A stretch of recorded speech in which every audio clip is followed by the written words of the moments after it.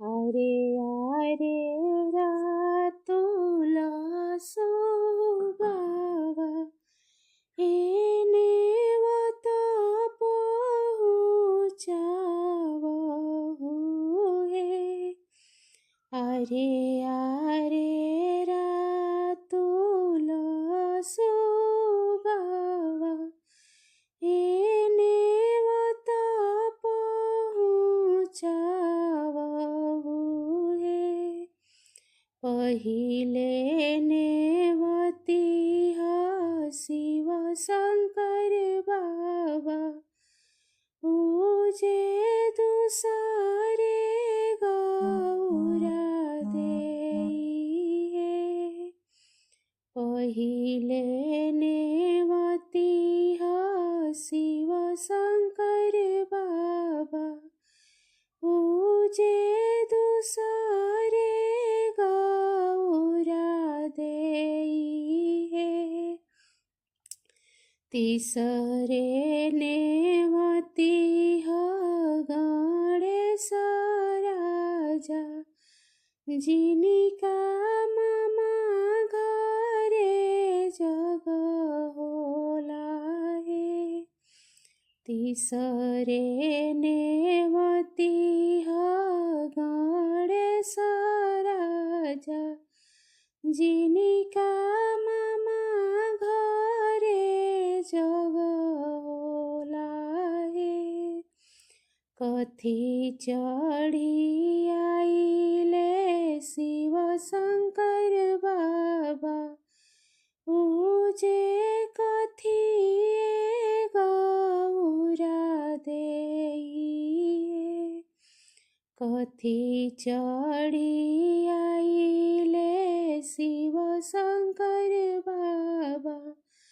पूजे कथी गौरा देइहे कथी चढ़ी आइले गणेश राजा जिनिका मामा घरे जग होला हे कथी चढ़ी आइले गणेश राजा जिनिका मामा घरे जग होला हे बसहा चढ़ी आइले शिव शंकर बाबा पूजे डोलिए गौरा देइहे बसहा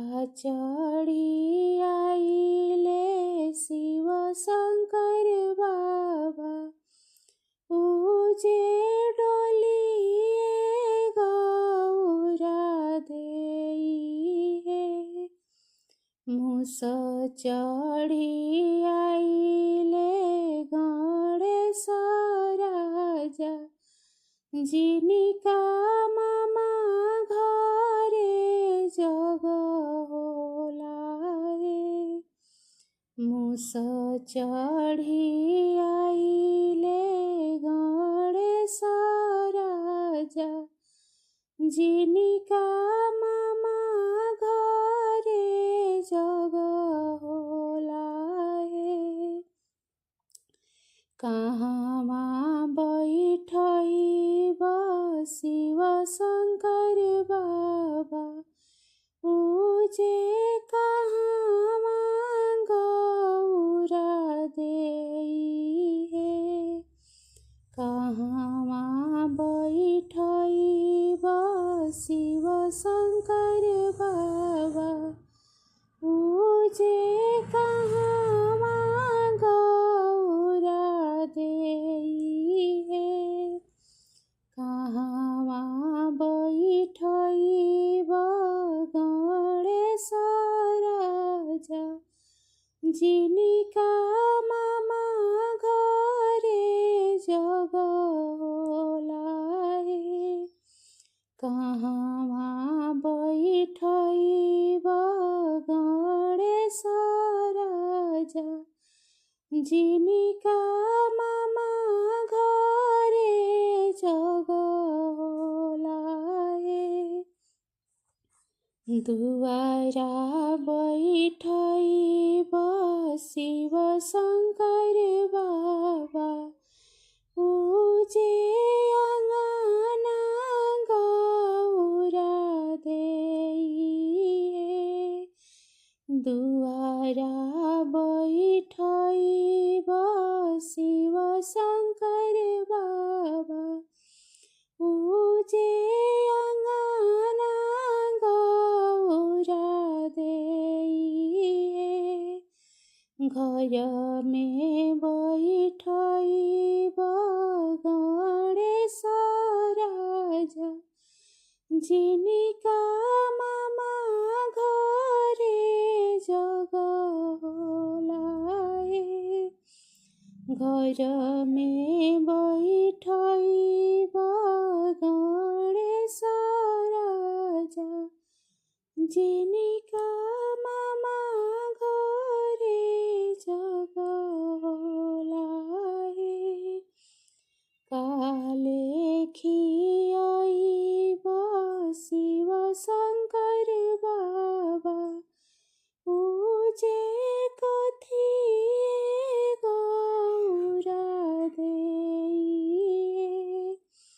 काले खियाई शिव शंकर बाबा पूजे कथिए गौरा देइए।